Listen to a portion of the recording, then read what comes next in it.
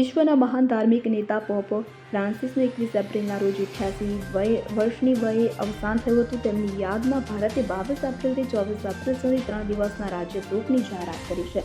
આ સમયગાળા દરમિયાન ભારતમાં તમામ સરકારી ઇમારતો પર રાષ્ટ્રધ્વજ અડધી કાઠીએ ફરકાવવામાં આવશે. કોઈપણ સત્તાવાર મનોરંજનનું આયોજન કરવામાં આવશે નહીં. મહત્વનું છે કે પોપ ફ્રાન્સિસના અવસાનના સમાચારથી દેશ અને દુનિયાભરમાં શોકની લહેર ફેલાઈ ગઈ છે.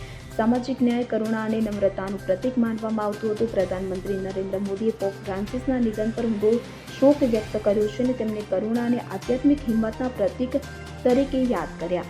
તો કાર્ડિનલ્સના જૂથ દ્વારા મંજૂરી મળવાની રાહ જોતા પોપ ફ્રાન્સિસના પાર્થિવ શરીરને બુધવાર 23 એપ્રિલના રોજ સેન્ટ પીટર્સ બેસિલિકામાં મોકલવામાં આવી શકે છે. દિવસના શોક દરમિયાન તેમના પાર્થિવ શરીરને સેન્ટ પીટર બેસિલિકામાં રાખવામાં આવશે કે જ્યાં લોકો પોપને અંતિમ શ્રદ્ધાંજલિ આપી શકશે. આ પછી તેમના અંતિમ સંસ્કાર થશે કે જે 6 દિવસની અંદર થશે.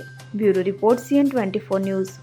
હવે જુઓ દેશ દુનિયાની તમામ ખબરો તમારી આંગળીના ટેરવે. ઉઠાવો મોબાઈલ અને Google Play Store પરથી ડાઉનલોડ કરો અમારી CN24 ન્યૂઝ મોબાઈલ એપ.